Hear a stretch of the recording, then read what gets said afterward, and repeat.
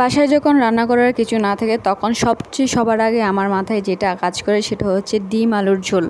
আমার সবথেকে বেশি সহজ রেসিপি মনে হয় ডিম আলুর ঝোল, আর এটা খেতেও কিন্তু অসাধারণ। আসসালামু আলাইকুম এভরিওয়ান, কেমন আছেন সবাই? আশা করি সবাই অনেক ভালো আছেন। আলহামদুলিল্লাহ আমিও অনেক ভালো আছি। আজকে বাসার মধ্যে কিছু নাই, সেজন্য আজকে ডিম আর আলু দিয়ে ঝোল রান্না করব। ডিম আর আলুর ঝোলের রেসিপিটা কিন্তু এটা খেতে যতটা মজা আর এটা দেখতেও কিন্তু অনেক লোভনীয়। আমার মনে হয় এই সংসার জীবনে ডিম আর আলু একটা সদস্যর মতো হয়ে গেছে। বর্তমানে ডিম আর আলু ছাড়া যেন চলেই না। ডিম আর আলু যদি না থাকে বাসায়, তাহলে বাসায় যেন কোনো পরিপূর্ণ খাবারই থাকে না। আর আমার বাসায় তো যদি কোনো সময় বাজার না থাকে, তাহলে তো মনে হয় যে ডিম আছে এটাই হয়ে যাবে। ডিমের তরকারি খেতে কিন্তু খারাপ লাগে না, অনেক বেশি ভালো লাগে। তার সাথে যদি একটু ডাল হয় তাহলে তো আর কোনো কথাই নাই। তো আজকে দুপুরের জন্য ডিম আর ডাল রান্না করব। তো ডিমটা রান্না করার জন্য ডিম আর আলু আমি কিছু সিদ্ধ করে নিয়েছি এবং এগুলো ছোলাগুলো ছাড়িয়ে নিয়েছি এবং ডিমের মধ্যে কিছুটা হলুদ লবণ মাখিয়ে ডিমগুলো ভালোভাবে একটু ভেজে নিয়েছি। অনেকেই ডিম হালকা ভেজে তারপর রান্না করে, কিন্তু আমার কাছে অনেক বেশিক্ষণ ভাজলে সেই ডিমটা খেতে আরো বেশি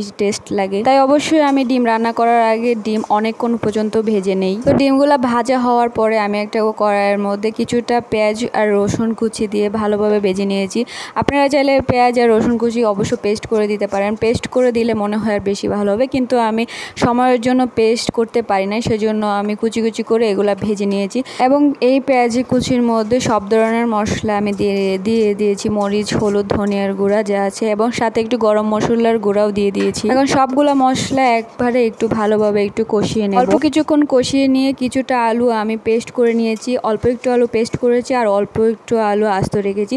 কিছুটা আলু যেটা পেস্ট করেছি এটার মধ্যে দিয়ে আরও একটু কষিয়ে নেব। যখন এই পেস্ট করা আলু এবং মশলাগুলোর মধ্যে তেল ভেসে আসবে, তখন আমি আস্তে আস্তে আলুগুলা দিয়ে দেবো। আর আস্তে আস্তে আলুগুলা যখন একটু কষে আসবে, তখন আমি ডিমটা দিয়ে এগুলোর মধ্যে আরেকটু পানি দিয়ে এটাকে ভালোভাবে আর একটু কষিয়ে নেব। যখন সবগুলো উপকরণ কষানো হয়ে যাবে, তখন এটাকে নাড়িয়ে চাড়িয়ে আবার একটু পানি দিয়ে এটাকে সিদ্ধ করে নেব।